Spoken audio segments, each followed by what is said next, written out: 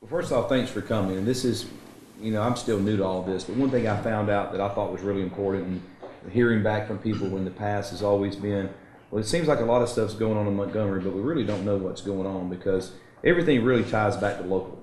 I mean, everything comes back to where you live.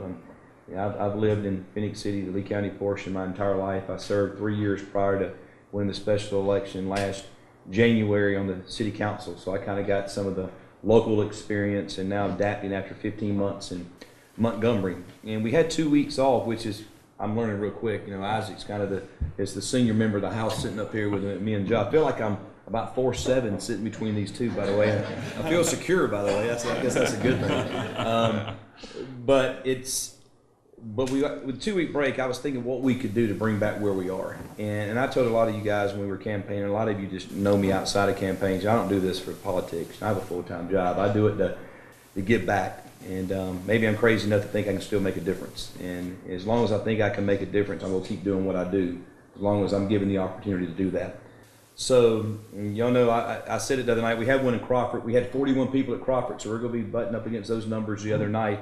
And I tell people, the main thing is we'll give you some updates on some high-level things that are going on, but the main thing is we want to hear back from you.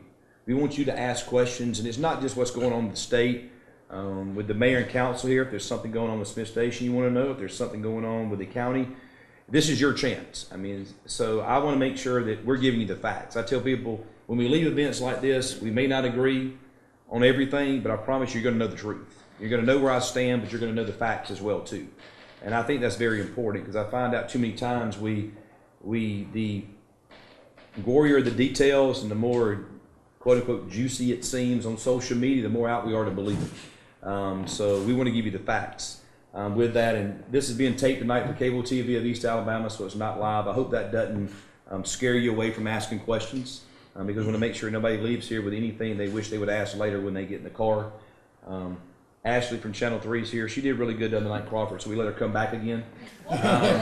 So we really don't have a script either, but having the sheriff here as well too, there's a lot that goes on too that I think he can answer a lot. I think a lot of your area probably sheriff has more myths and fictions around stuff than anything. Yeah. So you're here to dilute the waters around those as well too. So with that, I guess, and Joe and I and Isaac hadn't even planned this, but I know a couple of things that really came up before that we're going to start with, and I'll let one of them take each one of them. And some of the big things that's been going on so far in Montgomery that we'll cover is, and they can choose which ones they want to take.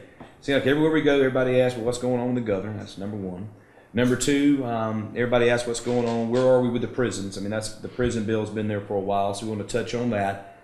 Another one is where are we on the general fund and the education budget? That always is the next two big ones. And how that works is every year we rotate between the House and Senate who really starts that bill. So we in the House this year have the general fund that we passed last week when we were up there, a little over 1.8 billion, and we can get more details on that. With the Senate has the education budget, so we hope to get that back early in April. It kind of got tied up, held hostage by a few people in the Senate the last couple of days, so that's still up there with them, and they hadn't got it to us yet. So we'll get some updates on that, and then pretty much open it up for questions. I know there's some things that all of us up here on this panel aren't going to agree with, but that's the good thing about it. I think various differences of opinions and different ideas of how we get to a solution leads to better solutions. So with that, Joe, do you want to, first off, you're the newest one. You just want a special election. So you want to tell them about yourself and what area you cover, and then if you want to take one of the topics, we'll put you out there real quick and let you. Sure.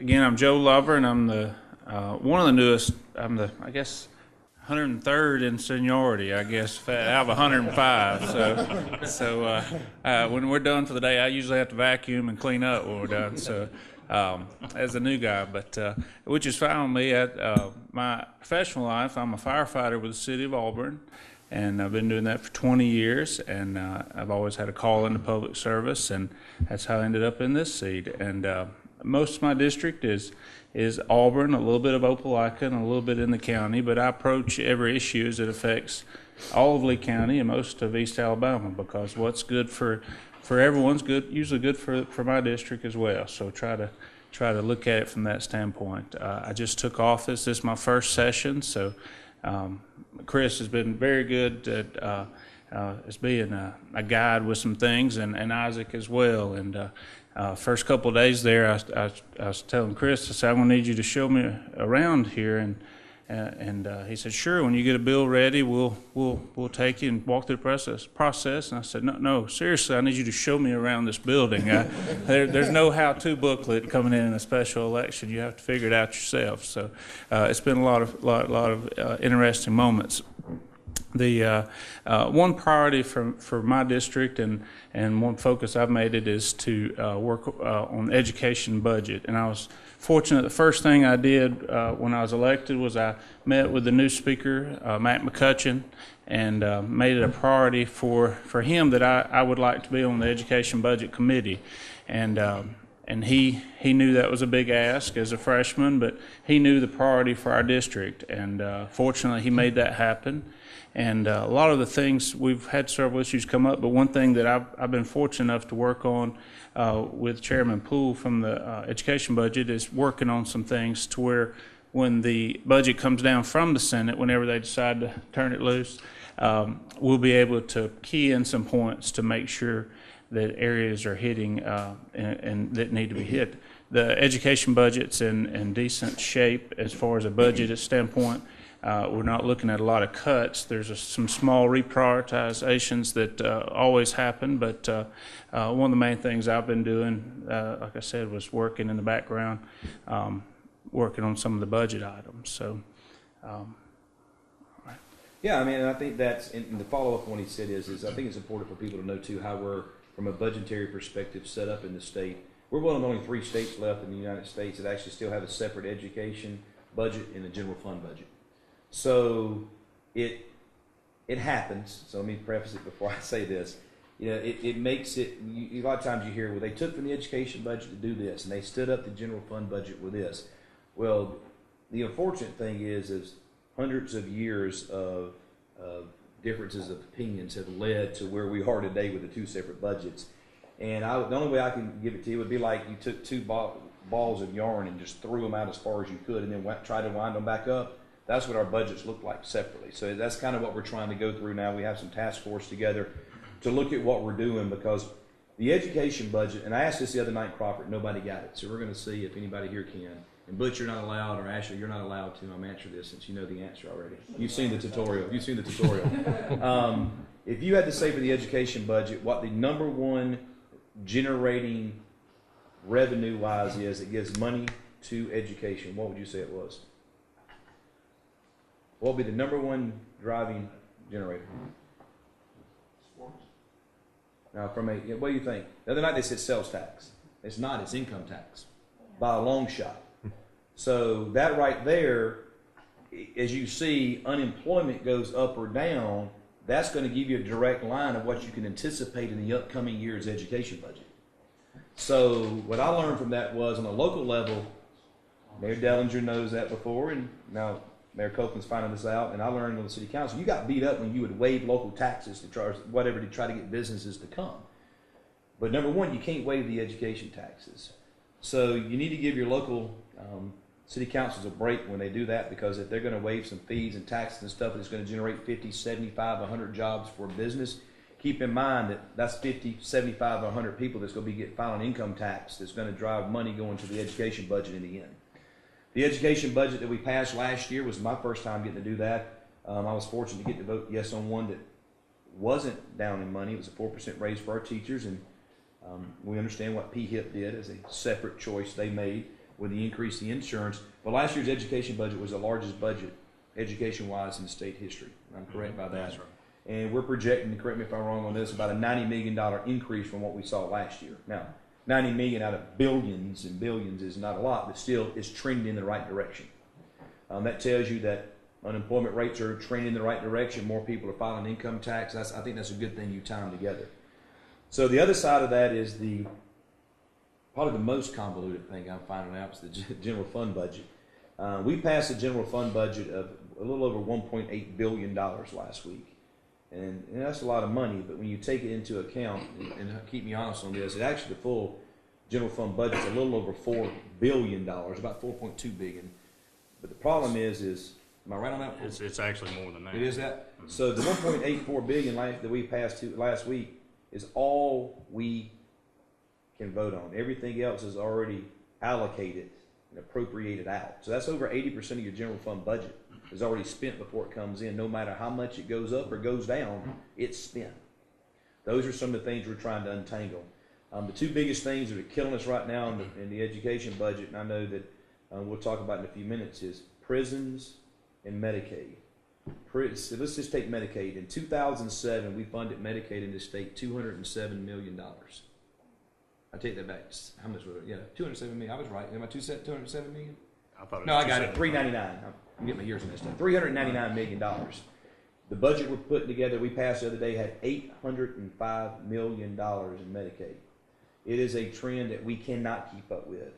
And to be honest with you, I don't have the answers or the explanation anybody can give us, because the last 2 years we've given a total of $120 million now to Medicaid, but the last 2 years total enrollment in Medicaid has decreased 2 consecutive years. So I'm still trying to understand the math. And enrollment's going here, how's costs going here? To me, I think that's simple math, but nobody can explain it to us. So that's the big thing. So you think out of $1.84 billion, $805 million is just Medicaid. Let's put that in perspective for a second. That's 40% with that. And then prisons is about another 45%. So we're spending a lot of money, and we'll talk about it in the budget in a few minutes. We're spending a lot of money for people that are choosing to give up their free life to society and choosing to do things the wrong way. So at some point, we're going to have to try to curb what we do on that. So that's kind of where we are on that.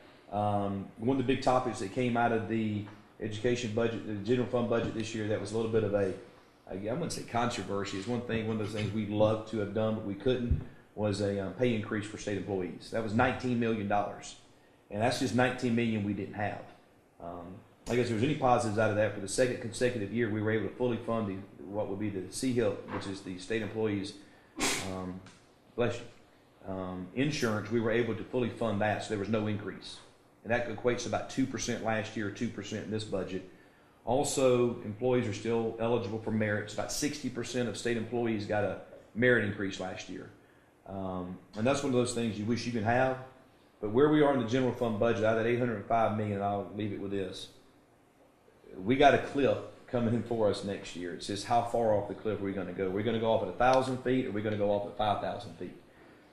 We know right now $105 million of that $805 million in Medicaid is part of the BP money we had last year and one-time payout from BP. So that's $105 million. That's just one time. So we know going into the 18-19 budget, we've already got a $105 million hole we got to fill in already, without any other unforeseen things. If everything else holds steady, $105 million less. So the budget we passed the other day in the House, and we're trying to be very fiscally and conservative with this, we rolled over $97 million in funds to eat up a chunk of that $105 million that we know is there next year. So we keep our fingers crossed when the Senate gets it. They don't get it out and play with it and takes it away. So just to kind of roll that into what would have happened if we could have passed the pay increase for state employees. You know, when you see $97 million sitting there, you think it'd be real easy. Well, I can take $19 million. I mean, I've got 97 sitting there. I'll still have 78 left. Well, you think about that. That $19 million is a reoccurring $19 million year over year. It's not a one time. So that $19 million would turn into a $38 million hole next year, and then add that on top of the $105 million hole, and you're at over $150 million you got to fill in next year.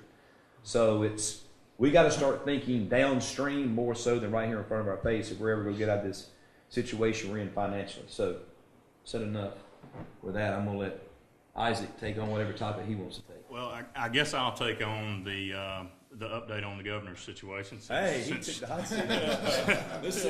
Chris brought that up, thank you. No problem. Last year, as you might know, 23 House of Representatives members signed impeachment articles on the governor, and what those articles were designed to do was to kickstart the investigation to determine, I want to be very clear on this, to determine whether or not any laws had been broken. We're not accusing the governor of breaking the law, but we do want to know whether any state resources have been used improperly, whether any state funds have been used, state property has been used improperly. I was one of the 23 that decided to sign on to those to kickstart the investigation. The investigation has slowed as you might have been hearing, Attorney General Luther Strange, before he was appointed to the Senate, had requested that our Judiciary Committee kind of take a little bit of a pause in their investigatory process. And they did so out of an abundance of caution, because the Attorney General basically said, we've got some overlapping interests that we're looking at here, and we don't really want the Judiciary Committee to be crossing over into an investigatory process that the Attorney General's office has the authority to do. So Chairman Mike Jones made the decision to pull back that investigation. Attorney General Strange is now our senator, and we have Steve Marshall as the Attorney General, and he has recused himself from any investigation into the governor's situation, as he promised he would do during his appointment process. So as we sit here today, Attorney General Marshall has appointed Ellen Brooks, who used to be the DA in Montgomery County, to take over the investigation. So right now, our Judiciary Committee is meeting. They are actively setting dates to move forward with their investigation. Another little wrinkle that is also in the process is that the Ethics Commission is reporting back on April the 5th on their findings. So they've been doing an investigation, kind of a parallel investigation. So April the 5th, they will either have findings or no findings. And at that point in time, if there are findings, they will refer the matter to the Attorney General's office for further prosecution. So that's where we are, and I say all that to say it's a really uncertain issue. I know a lot of our constituents have asked the question, what are you guys doing? We are investigating actively in the House. The impeachment process does begin in the House. If the House Judiciary Committee comes back and says we have a recommendation that we impeach, then the House will take that to a full vote on the floor. If we vote to impeach, then the governor would be suspended immediately, and then the Senate would get the impeachment articles, and they would act on it and have an actual trial, just like a regular trial. So that's where we are. I don't know what our timeline is, but we have been told that we will have a vote in the House before the end of this session. So that's where we are on that process. Yeah, I think the big thing with that is, I mean, you're the attorney. I mean, I would think April 5th is going to probably point us in a direction of where you think all these, I would think, parallel investigations would probably go, wouldn't you think? Yeah, Depends on what comes out of that. That's a fair assessment. And everybody asks us, I mean, I think, everybody has their opinions. Hey, that's what you're entitled to. It's fun talking about it. You got to think that it's a pretty serious matter. I mean, there's never been a governor in the history of the state of Alabama impeached. So, I mean, it's a big deal. I mean, this is something, we were talking about it, back last year. I mean, this is something that ends up in history books if it happens. I mean, it will be a part of history that will never be forgotten. So it's got to be, it definitely needs its due diligence. It's one of those things that you definitely always should proceed with caution, and you always should be innocent until proven guilty. But I think we need to be extremely extra cautious in a situation like this, because you're talking about someone that was elected by the people to serve the people, and we need to make sure that every I is dotted and every T is crossed on that. That's really it. I guess before we open up the questions, one big thing that we did too that I was proud of to be a part of, and I think we all were, is last Thursday in the House, and I'm getting my days mixed up. I guess it was last Thursday. We were had some long days last week. Yeah, we were there at 1 a.m. Tuesday, midnight Wednesday, late in the afternoon Thursday. But Thursday we had a pro-life day in the House, and we had 4 pro-life bills, and they all passed, and you'll have the opportunity to vote on one of them potentially in the future, where it would be a constitutional amendment is Alabama a pro-life state. And that'll be something that the citizens get to vote on potentially going forward. We passed that. The other ones we passed were the Health Bill of Conscience. I guess I don't have the legal terms, but one that if you assisted suicide bans, we passed that's illegal.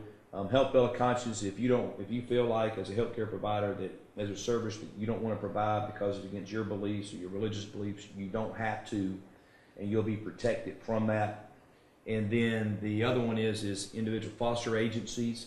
If it's against their agency's beliefs or what they have, they can choose to deny a potential adoption to a family if it goes against their beliefs.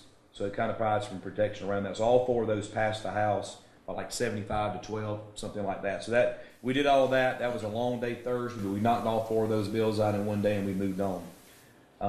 Anything else you want to add before we open up for questions? I know there's some things we want to touch on. All right. Do you have any, I know you're talking about education and all that, do you have any broadband initiatives to help with rural areas like Smith Station? I know Auburn has a great network, fiber network, and I work at university, so I know they have great internet. Opelika has a great internet and fiber, but us rural areas, kind of struggle. I'm on 3 megs, and for my kids are, their information is online, their homework is online, and it's really a struggle sometimes, and for me as well, trying to start an IT business locally, that's also a struggle. So do you have any, for our mayor and council, that will help them out, any initiatives? Did you ride over here with Joe and continue up this question? I mean, hey, that's a home run. I mean, Get that gentleman of water over there. I'll take that one. Sorry. I appreciate you asking that question. Being new to the House, for my first bill, I decided to take on the titans of industry in Alabama with a broadband initiative bill to allow the city of Opelika to expand outside their city limits. Senator Watley has 3 bills in the Senate, and I've cast the bill from the House standpoint. And my push is exactly for you. It's not a competition with any of these major corporations. There is no competition if a person's not being served. So what my bill will offer is allowing to it's not allowing Opelika to start a cable company. They already have, or a broadband company. So it's just expanding their boundaries to do exactly what you're talking about, to serve rural areas, not only for a homeowner standpoint, but an economic driver as well. You're talking about business, you're talking about working from home. A lot of businesses now will not open in an area that doesn't have a certain level of broadband because they send data all day long. And these rural areas, I won't say these stores, but there's some stores pop up in rural areas that serve grocery and different things. They've made a statement that they will not open anywhere else without having that because satellite's not reliable enough. And so exactly what House Bill 375 will do is exactly that. It's to allow, at least for Lee County, to solve that problem, is to be able to go to the Opelika to be able to expand as an option to outside their boundaries. And the debate with that is, I'm not a big government person. I don't want the government into every business, but where a citizen is not being served, that's exactly where. If it doesn't make sense for a large corporation to go there, that's okay. That's their choice, but they don't have the right to tell, in my opinion, with my bill, the city of Opelika, they can't serve them either, because I look at it as a bridge program where Opelika may go serve them now until other corporations can get there and serve them when it makes sense for their stockholders. So House Bill 375, and thank you for that question. Yeah. Hey, and how many, we won't say the name of the big corporation, but how many of one particular corporation that has initials in the title that have hired lobbyists to fight it? It's 24 or 26 individual lobbyists hired to fight this one bill in the House and 3 in the Senate. So I figure if they've hired that many people to work against it, it must be a great bill. So or the money they're putting in that number of lobbyists, they can expand their broadband to rural areas. But the main thing, even if the bill cannot pass, what it's done is CEOs of these corporations have called me, they've called Senator Watley, they've called stakeholders in Lee County and said, let's talk about solutions. And that's what it is. It's just trying to open the door to get you served for what you need to be successful at home with what you want to do for your children, what you want for your own needs, and for economic development. So it's creating that conversation and moving things forward. But it is a lot of people turn away when I walk down the hallway, so I assume that they're one of those 26 when we're in the State House. So, and what I encourage people is don't down the industries that are doing this or not doing it. Just look at it from the standpoint of it doesn't make sense for those companies to offer you service, then don't let them restrain someone else from saying, hey, we want to offer this service to you. And there's some other things down the road, this some wireless things that's going to be expanded to help. And I think any bridge program we can get to there. One thing I was telling somebody the other day, my iPhone that I have will be obsolete in 5 years, but that doesn't mean I need to wait 5 years to buy an iPhone. I'm going to buy the best I can now and then upgrade as we need to go along.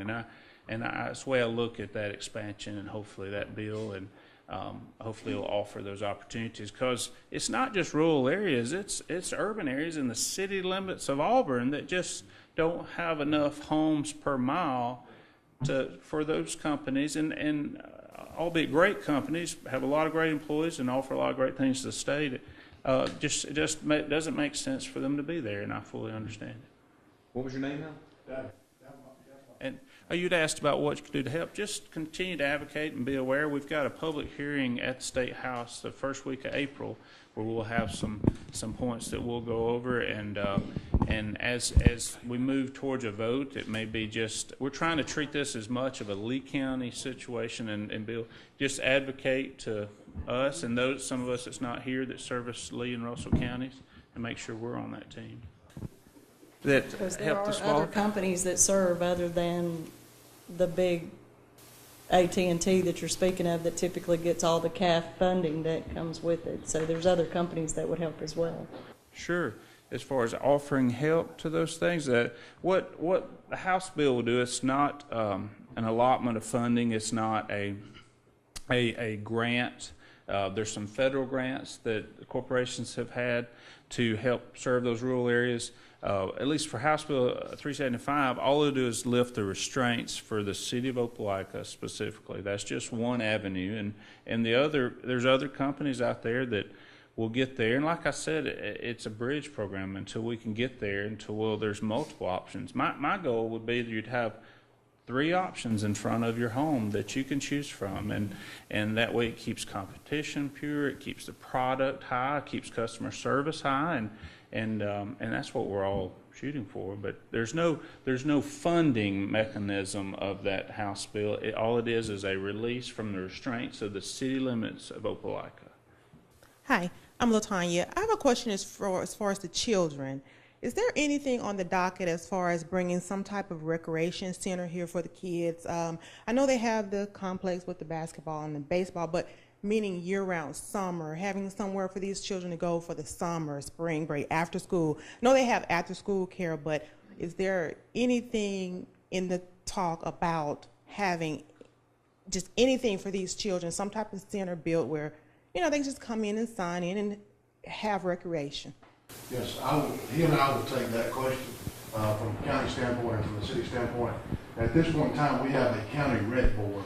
The tax that was passed several years ago went towards public safety, and part of it went to the Parks and Recreation Fund.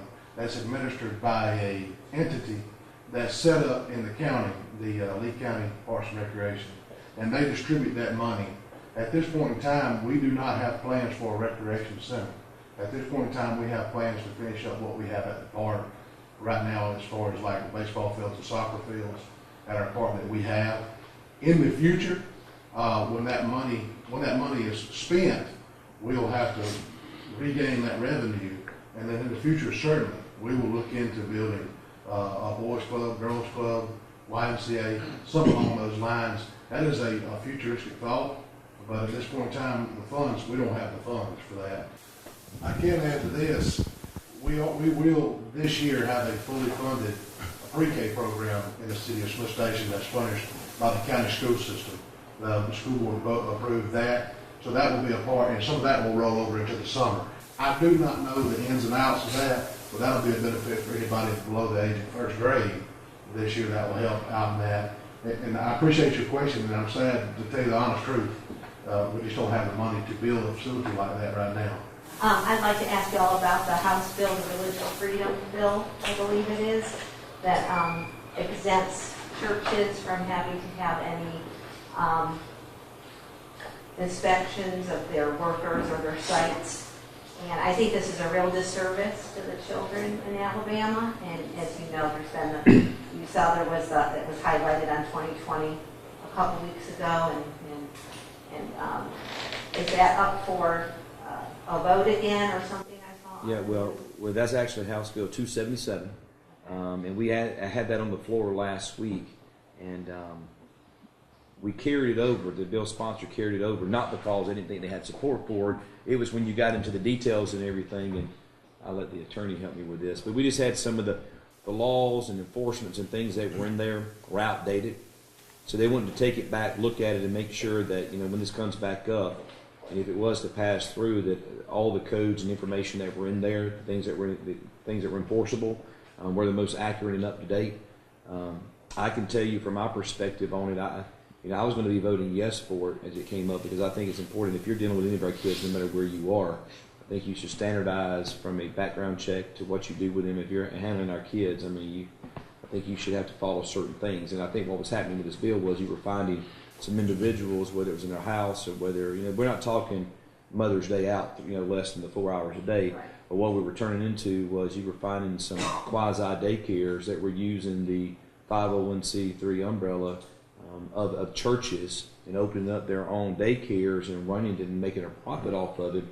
But all they were getting was inspected by the health department, random business license, and they rolled on. They had none of the other checks and balances that all the other daycares and nurseries had to go through. So I'm hoping that comes back up. I'm pretty sure you're going to see it again. You want to add anything? Yeah, the only thing that I would say is that when you talk to constituents about that particular issue, everyone is passionate on both sides of that issue. The churches are passionate, and they say, leave us alone. We've got an exemption for a reason. Child advocates are passionate because they say, look, every other daycare in the state is licensed, they're inspected, DHR can come in and make sure that these kids are safe, that they've got proper fire protocols and things like that. I want to make something very clear. DHR in this state, they're not going to have time to come in and harass a church doing their inspections. DHR is going to come in, they're going to say, your facility is appropriate. You've got appropriate protocols in place to make sure that these children are safe while they're at your facility. And I also want to mention that the bill does nothing to allow the state of Alabama to come in and say, since we're inspecting and we're requiring a license, we're going to be able to tell you what you can and can't teach these children. Okay, that's not in this bill that I'm aware of. As Chris said, the bill was carried over. There's some details that need to be worked out. The sponsor is Representative Warren, Peblin Warren, out of Macon County, and I would expect probably within 2 weeks after us being back in session, I would expect that bill to come forward. I take the tack that I do on every bill until I see the final version and until I read it thoroughly. I'm undecided at this point. I don't think it's a bad idea, though, to require licensure. Well, I agree with Isaac. The final bill is what we need to see, and there's a lot of areas to work out. One thing I asked Representative Warren about was possibly an exception for an hour term, like a 4 hour maybe, or 5 hour, where there's a lot of these Mother's Day outs and these part-time daycares that can't really invest in everything they would need to pass the inspection, but it may just be a quick search. Want to make sure if there's some room in there for those services. And I've had a lot of outpouring from churches that are worried about this bill, and the people that have reached out to me, they're not what the purpose of this bill is for. Those churches will be fine. Those people we find, those children are fine.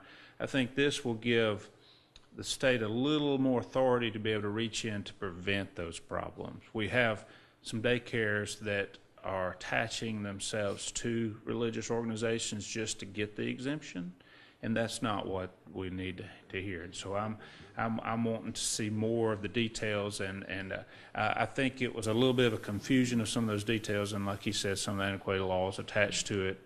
But it's something that Representative Warren is very passionate about. She has a personal history with it, and I applaud her for bringing the story to light and get some information for it. Thank you for your question. What number was it again? 277.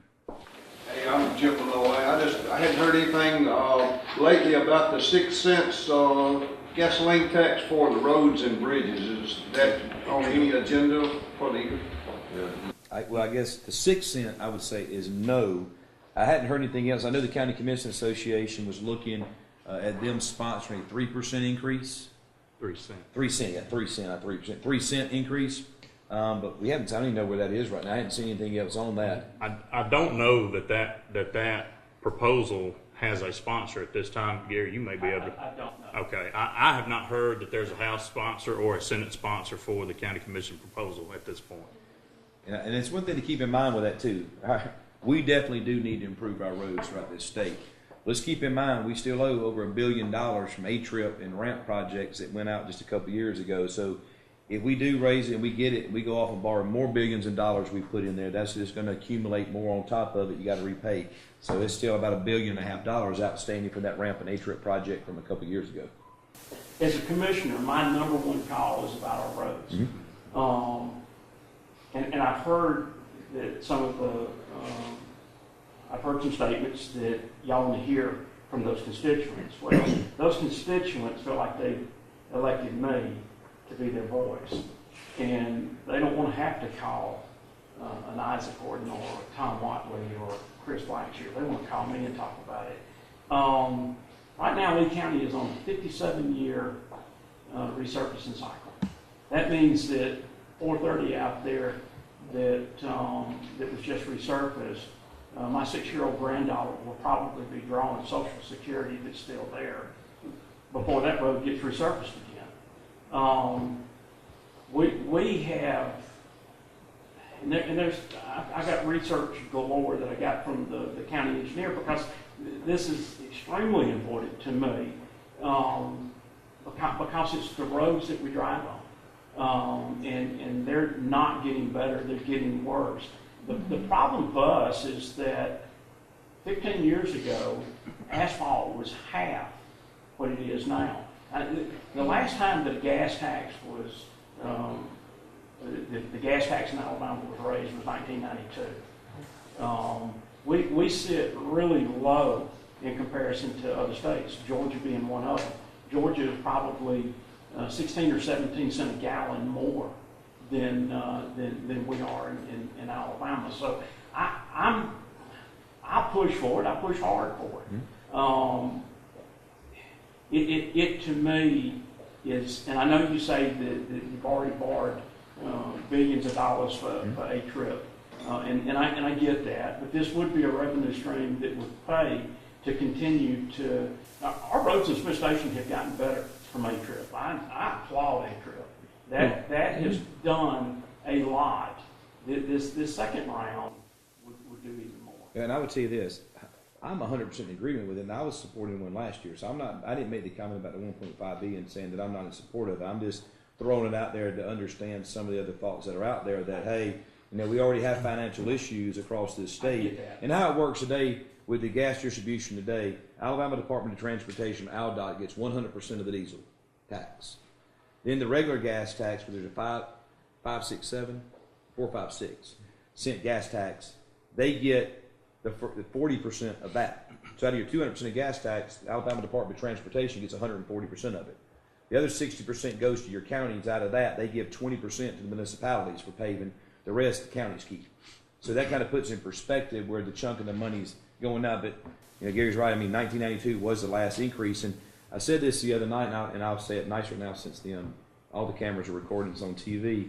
As conservative Republicans, one of the things I look at, and I know a lot of these two I'm learning about them too, are like in the same boat.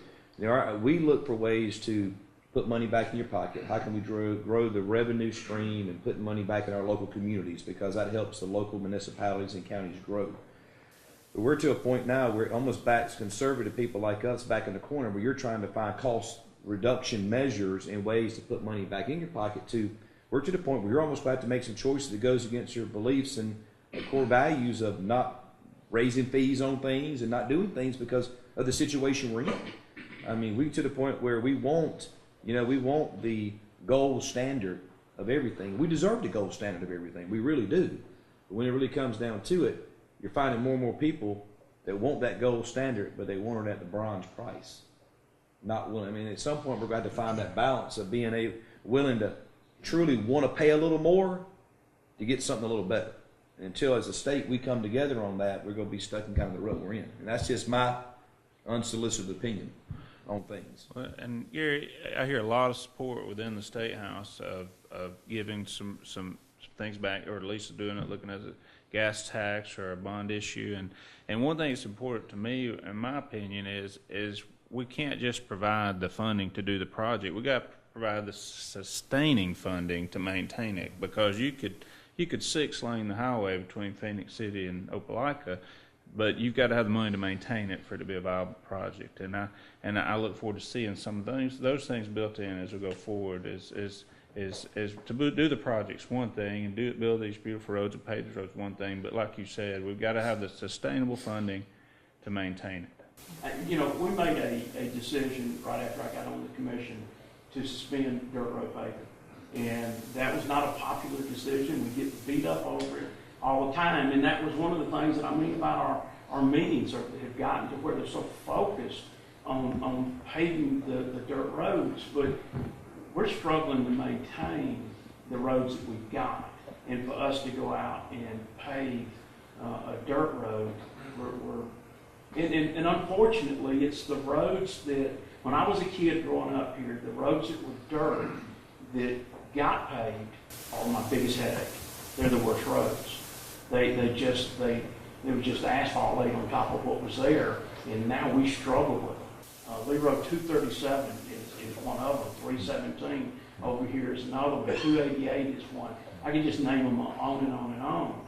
And so we just don't have the funding to take care of them. So anyway, I just it is something that we're either going to do something about, or our cars are being destroyed on some of these roads. So what's worse, paying 3 cents on gas, or $60 having your front end lined every time you hit a bad pothole? So there's you get them both. Yeah. How do you propose to keep the tax in Lee County? If you're going to raise the tax on the gasoline, are you going to? Well, what I'm getting at is where do the taxes stop? There's a lot of every time we turn around, there's another tax, and right now I realize that the state is on a fiscal cliff. I mean, I understand that. But so then you raise tax. We had an increase in Lee County in sales tax. It was passed by the people. It was voted on by the people, so that's great. But it raised the price of things in Lee County. Now we have certain agencies that are coming in and saying, we need certain taxes on certain commodities. Of course, that's like district attorneys, in the states are looking for money in certain ways. But especially, I guess what I'm getting at, especially at the border counties, how do we keep people from going to Georgia? I mean, we're still cheaper than Georgia. And 3 cents is not going to push us over Georgia. So I don't know that. How do you keep people from going to Georgia and buying their groceries? And that's been one of the things that I guess I'm not going to say preach, but it concerns me that we do have a lot of this part of Lee County that goes to Columbus, and the sales tax goes over there. Well, I understand what you're saying, but at this point, even with 3 cents or 6 cents added to the gas, we're not up with Georgia yet. Well, I mean, 3 cents is actually reasonable, but it seems that it's one thing after another. And it comes to the point, I mean, especially on the border counties, Lee County, Russell County, Barber County, those people can just go right across the border and get things. And then like the rural, a lot of people live, especially in Lee County, they live in rural areas, and you've got a rural, say, for example, a rural gas station. Well, they wait till they go to Columbus, and then they buy their gas there. Well, you're not getting any revenue, at that. And I was just wondering if we see that stopping.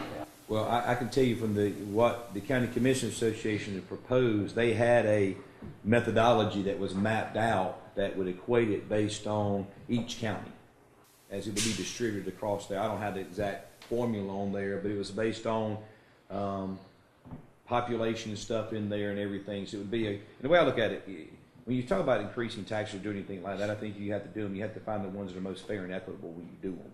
And a gas tax, it doesn't matter if you're here, it doesn't matter if you're transient, you're driving through, you're on vacation, you're stopping. The way I saw it from the last proposal is the money's basically pulled together from the state, then distributed back out. to the counties.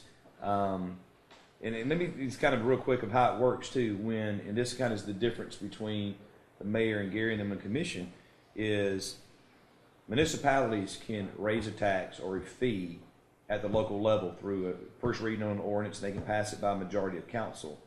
County commissions across the state, all 67 of them, have to come for local legislation through us at the House to make it happen. So a lot of times you see things done in municipalities, probably potentially more often, on different things, because they have that power at the local level where counties don't have that a lot of times. And plus, when something automatically goes to the state level, it automatically gets more attention and spotlights thrown on it, because all of a sudden Lee County is going to Montgomery to get A, B, C, D done, where maybe ABC City, I won't use you as an example, so ABC City has on their council agenda that's printed once a week in a paper that maybe somebody may or may not see. And next thing you know, fee or tax goes up for service by a majority vote of 7 people, 5 people. So that's kind of how it works from there. I know that doesn't answer your, where do we go from there, but I mean that's kind of how it works. Yes, ma'am. Speaking of going into Georgia, do you think the state of Alabama will ever have a lottery? God, well, that was a contentious debate over the special session that we had. But this is, I need to be. I guess I'm not more down the middle on things. Here's where I am on things. I don't think I should tell you and dictate to you how you spend your money. I mean, you work hard for it each and every day. I mean, if you want to shred it and throw it in a trash bin or flush it down the toilet, that's your business. Now look at you make it. I mean, so I see it, especially with District 80 bordering Columbus. I've seen my relatives at the red light coming out with their scratch-off ticket. I'm thinking, well, I'm the only child. I hope that's a good scratch-off when you get in the car and it comes up with good things. But look, if would a lottery generate some money? Yeah. Is a lottery an end-all solution to our problems? No. Could it compound problems more? Potentially, for some. So that's one of those that I found last year. Out of 105 people in our house, we got some really, really, really good people on both sides of the aisle that really all had the same interest in mind for probably, I would say, 99%, almost 100% in that house. But this is probably the first thing I saw that really, really had some just absolute hard yeses or hard no's. No matter what happens, I will never vote for a lottery. No matter what happens, I'm okay, I will. So I think it's one of those issues, and I like to hear their opinion. I think that it's one of those that was so contentious and so just personal to some people, not personal against each other, but just their personal beliefs, that it's probably one of those you would probably hope you could find other solutions from and never come back to that again. I mean, that's kind of how I left the special session. You got to think, we had to call for a vote. And what we were doing was we were just trying to come up with enough votes to allow the citizens to vote. So this was not passing a lottery. This was just simple, let the citizens vote. And we had to call for a vote 3 times to finally get one vote over the limit we needed to allow the state to vote. If that tells you anything of kind of the feelings. I mean, you were there. Well, Joe yeah, wasn't. He couldn't have that, but I you were was there. I have a little different perspective on it. I want the people to be able to vote yes or no on the lottery. I've said that from day one.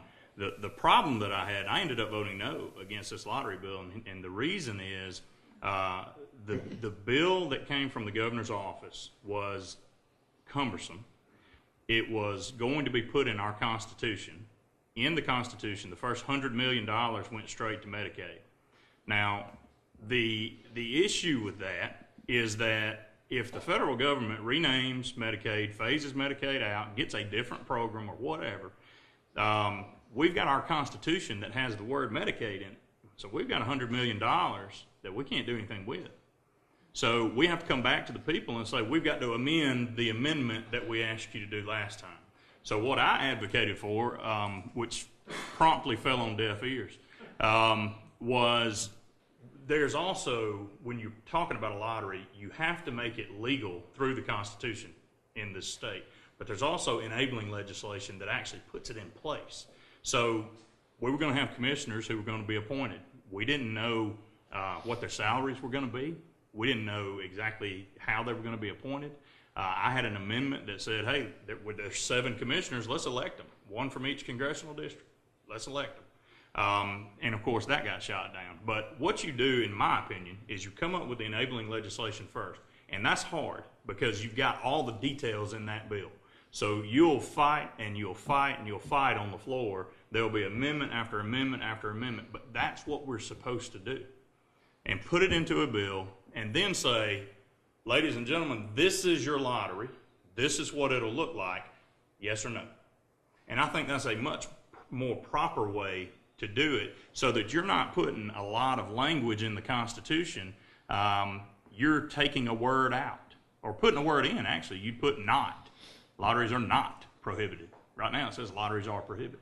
So you've got enabling legislation that passes through the House. We can say this is what your lottery will look like, vote it up or down, then you change the Constitution, and then it goes into place. But I thought it was a very cumbersome bill. I did not like the fact that the first $100 million was going straight to Medicaid. That was an earmark that would be a constitutional earmark forever and ever and ever, because putting it back in front of the people, it requires a lot. It requires a supermajority vote in the House and the Senate. It requires the governor's signature, or not, actually it doesn't require the governor's signature, but then it requires it to be on a ballot. So those are the reasons I voted against this particular lottery bill. Now, if we had a clean bill and we had a bill that said, here's what it looks like, yes or no, I'm happy voting yes on it. Yeah, and they also had in there too, when we got the one for the Senate, remember they didn't have the lottery defined, which would have really, which really would have opened it up to just whatever you wanted. And it also had in there that, so the Porch Creek Indians, so the reservation, they would basically be having their own lottery. They could have their own lottery. Well, and when it came down to us, they could have their own lottery. Am I correct in that? Yeah. But we couldn't advertise the state one on state roads, but you could ride down the road and see an advertisement for the one on the Porch Creek Indian property, but not the one for the state of Alabama. Well, and in fact, it would have opened up the Porch Creeks to Class 3 gaming, which would include table games as well. So, and that was the fear. That was part of the fear. And so, that's going to be an issue that we deal with regardless of whether we have a lottery bill that's a clean bill or not. So, kind of big prison bill that the governor proposed last year, and it's back up again now. And also the bill that's already passed out from the Senate as well, too, about the permit.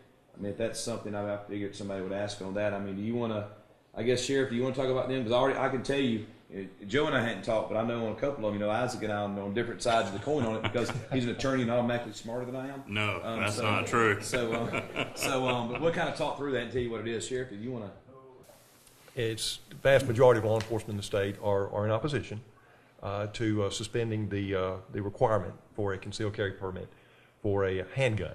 It doesn't apply to long guns. For a handgun carry and for concealment. Reason being that our basis is a public safety issue for us based on the situations we deal with and the potential that it could increase a risk not only to law enforcement officers but to the public in general. We take our job in law enforcement pretty serious, as you might imagine, in protecting our communities. That's our number one focus. And anything that we have in regard to a law on the books that allows us to be efficient and effective in providing that protection, then certainly we're advocating for those laws to say that. We believe there are plenty. We don't advocate law enforcement-wise, that is. Don't advocate additional laws in regard to anything with firearms. We think we have enough. But we would advocate from the position of not wanting to remove any that are currently there that help us, again, to do our job of protecting the public. And actually, in a specific case that we dealt with here in Lee County with the Sheriff's Office a few years back, prevented a crime from occurring simply by having the concealed carry law on the book, the requirement. So naturally, anything that's going to be of a manner that helps us to do our job well and protect our community, then certainly we're going to be for that.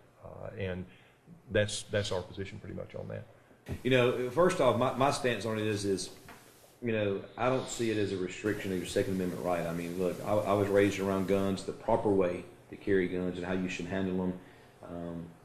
Hunting all the time. I don't think I've hunted since I was like 16. It was fun growing up. But what it does is I'm a firm believer. I mean, I know number one, 66 of our 67 sheriffs in this state are against the bill that passed the Senate that's coming down. And what it does is it makes, again, like you said, it just makes you don't have to have the permit. But if you cross any of our bordering states, you would still have to have the permit anyway to cross it. So I mean, so my take of it is if it helps protect people, I firmly look at it. The way I sum it up is, my personal opinion on it is it has the potential to make it easier for people to have guns that shouldn't have guns in their possession. Because the people that are going to be the law-abiding citizens don't mind going once every 5 years or once every year to get a permit, in my opinion, to carry it, and they're okay with it. And that's kind of where I am. So I can let him give the flip side of this as if we were debating on the floor, but that's my mine on it. So I've got a much different take, and I appreciate the sheriff not putting me in handcuffs because we're certainly on separate sides of this issue, but respectfully so. And I do appreciate that. I am actually carrying the bill that Senator Allen passed through the Senate in the House, which would make pistol permits voluntary in this state and not required. I look at it basically from a constitutional standpoint. We have a Second Amendment right that is an inherent right to every individual in this room right now, that if you are not otherwise prohibited from carrying a pistol or a firearm, you have a right to do it. Just like you have a right to ask questions in here, we have a right to say what we want to say in front of everybody. And we don't pay a premium and we don't pay for a permit to come in here and talk. You don't pay for a permit to go to church. You get to choose where you go to church, and the state cannot tell you where to go or where not to go or even to go. Those are rights that are inherent to each individual. And so when I'm looking at this issue from a Second Amendment standpoint, I want to clear up a couple of things. This bill does nothing to remove any prohibitions on a person who is otherwise prohibited from carrying. So if you have a felony, you still can't carry. It's not gonna make it, and I respectfully disagree with Chris. It's not gonna make it so that people who aren't supposed to have guns are now gonna have guns in cars. That's not what this bill does. What this bill says is we have a Second Amendment right that is an inherent right, and we don't believe that we should have to pay to exercise that right. So if you're a law-abiding citizen, right now, you can walk out anywhere in this state with a pistol on your hip, as long as it's showing. As long as it's showing. But when you put your jacket over that pistol, you have to have a permit. When you get in your car to drive home, you have to have a permit, unless you lock your pistol away. We each have the right to protect ourselves and our families. And what this bill does is it says these are now going to be voluntary for law-abiding citizens that want to ride around in your car. You don't have to go purchase a permit. Now, what practically is going to happen? Everybody who currently has a permit is going to keep a permit. I'm going to keep a permit. I got a 5-year permit right now, and I'm going to renew it every year or every 5 years so that I can drive out of state anytime I want to without any problems, so that if I go purchase a gun, I don't have to go through the federal background check because I've already got a permit. So there's 12 other states that have done this. And in those 12 states, pistol permits have actually increased after this law has been passed. Because you've got people who would not normally carry, who start carrying because they just say, hey, I'm going to put this gun in my car with me. And then they realize they have to go get a permit to be able to travel out of state and things like that. So the pistol permits actually increase in the historical data. So, yes, ma'am. Did you have? Yeah, I want to ask a question on that. Sure. What if in that 5 years you commit, something happens and you do something wrong? Sure. What happens? Well, if you're convicted of a felony, then you lose your right to possess a firearm. So. Well, they know that, though. I mean, if you do something, but you. Well, and Mary, you may be able to, and the sheriff can actually talk about this too, but I work with law enforcement every day and have been for the last 11 years. I'm a defense attorney in Chambers County, and so I want to make sure that everybody understands law enforcement does an excellent job. I'm not. Because, I mean, I fully agree with that, but I'm just talking about because I got a permit. Right. And I fully agree with having a gun. I don't, definitely. But, I'm just saying, because my husband went and got his, and he got it for 5 years. Mm-hmm. But I'm just not saying him or just some people get them and then they go commit a crime. Sure. You would lose your right, even if this legislation passes, you would lose your right to carry a pistol if you commit a felony offense in this state. One of the questions that I have about that particular one is, like, I know that the database in my court system is easy to track anyone that's convicted of a felony, and it's a statewide system. One of the walls that I'm concerned about is I don't know about a declaration of incompetency, which is done in probate court. My computer system is not tied into that. So where a sheriff has the discretion, the sheriff knows his people, so when he gets an application, he's able to do the checks with the probate court to see if someone is declared mentally incompetent, which is someone within that statute that should not be carrying a pistol. I don't have that information in my system. So what concerns me about this law being removed is what protocols would be in place to be able to ensure, because you can't look at someone and tell whether or not they are mentally competent or whether or not. And so when a probate judge declares someone mentally incompetent, that declaration and that order is not part of the circuit or district court. So that doesn't go into my record, which would be a state system. So that's so is there anything in place for that? Because I do appreciate the fact that that is an extra check and balance to protect my family from people that might be mentally incapable and have a weapon that could do harm. Right. In that length of 5 years, you know. Well, and the permits are either 1 or 5. I mean, you can do it. You can renew every year if you want to, or you can do the 5 years. To answer the first part of the question, I don't know how the Alicourt system keyholes with the probate. It doesn't. Okay. That's my point. Like, Well, maybe that's something that we can explore. Yeah. And if that would make the sheriff's departments more. I'm not going to say if it would make you support the bill, because I understand that, but if it would make you feel more comfortable, then sure, I understand that. But That does need to be addressed. okay, and so, but I do want to be clear that if a person wants to carry a pistol, they're going to, regardless of what the law says. But I do want everyone to understand that a background check will not reveal mental incompetency. That's true. And that's why the sheriff who knows the resident, the premise behind this originally was that the sheriff knows his people. And so he's able to call the probate judge and inquire about some of these people that may be of concern about whether or not to issue that permit, because you can do a background check through ABI, you can do a background check from the FBI, but it's not going to show a declaration of mental incompetency because that's in a completely different court. So unless those things are integrated, then that's going to be a problem when you remove that authority from the sheriff. Sure, and that's something that we may need to look at, including into the bill. Sheriff, I'd like to know the revenue you get from pistol permits. Could you give us a percentage of that? Sure.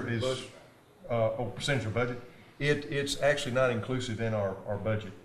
It is an augmentation to our budget funds that we receive from the county commission.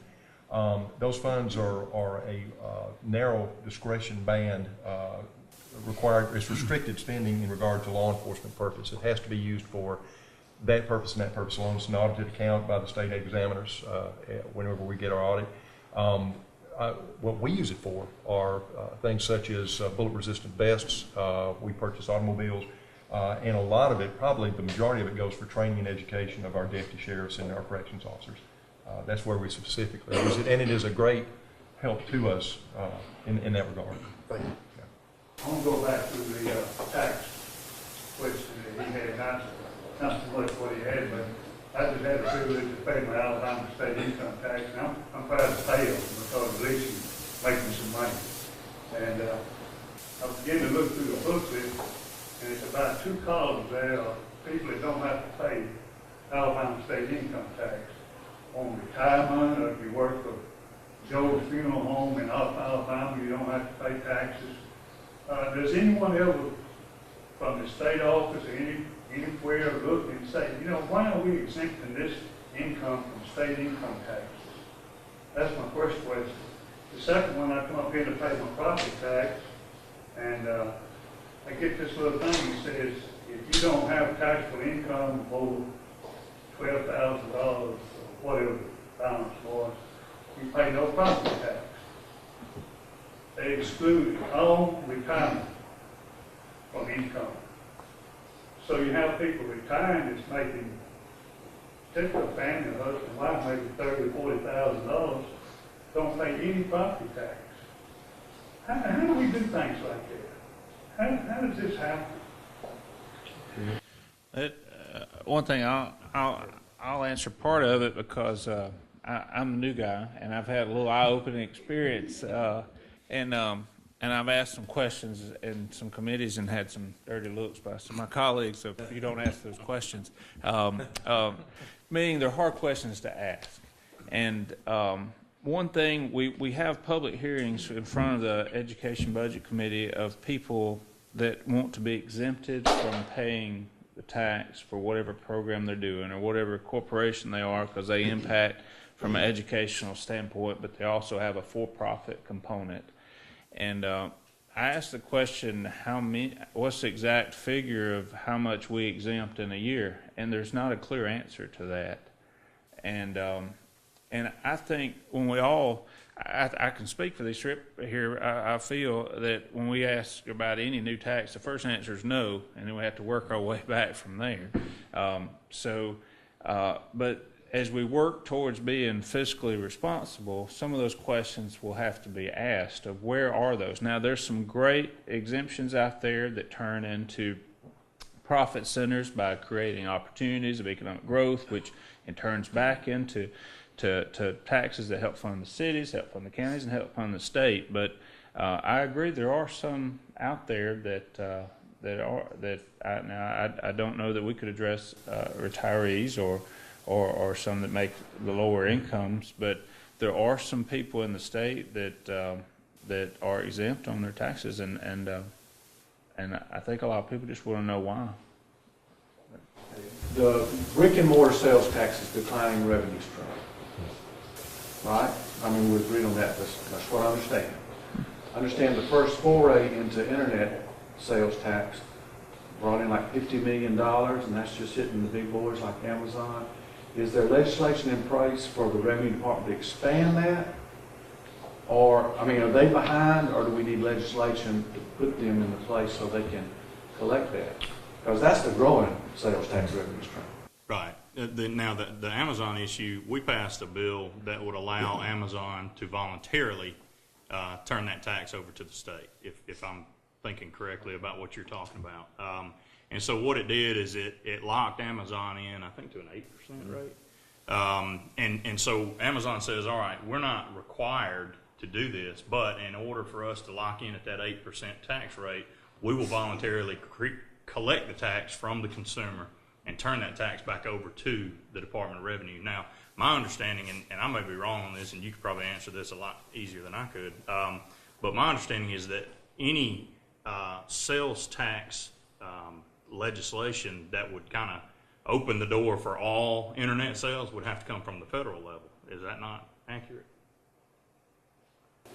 I don't know. I think, I think the big challenge is the administration of it. Yeah, and I think, and that's one thing too. The task force, the speaker, and the Senate Pro Tem put together of really digging in. What I was talking about earlier, the general fund budget.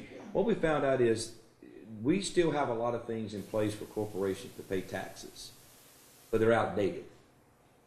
And there's some things that we don't use telephones or landlines, should I say, like we used to 20 years ago.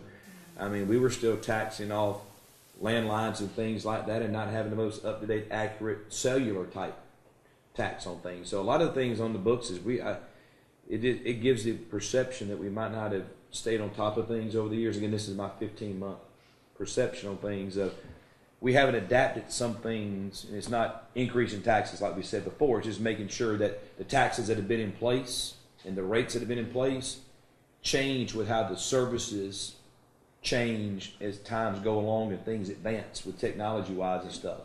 I know one thing I think we saw the other day, and this is broke since we've been up there, I guess the Revenue Department now is looking at something that's streaming. You talk about Amazon, but I saw something the other day about the Netflix and the things like that where you stream stuff. That may be something they look at start a potential stream of revenue as well too. But that's the main thing about it is it's trying to find ways before we go back and ever consider raising anything, back to your point earlier, sir, and add more tax is we got streams of revenue coming in. Let's just make sure there's no dams upstream somewhere that's blocking the water from flowing down that should be where things are that's already on the books. Let's make sure we're being as efficient as we can be with what's already in place.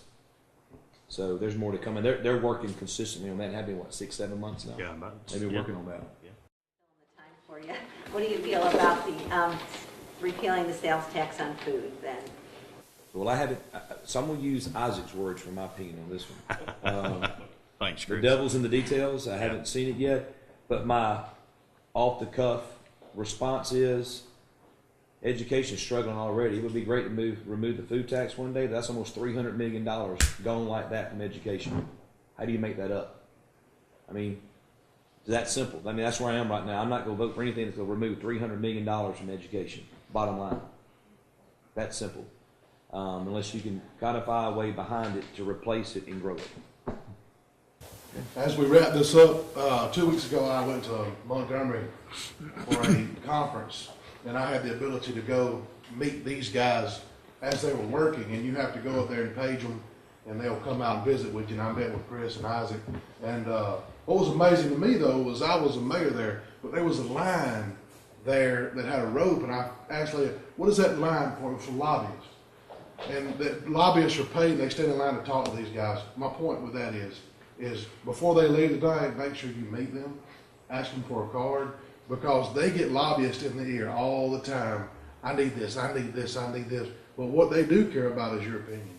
Am I right on that? No, you're right. Absolutely. I mean, what was last count was, well, there's 105 of us in the House. You're going to throw the Senate in, so 140 of us, there's 35 upstairs. There were 616 registered lobbyists last year. Just do the math right there.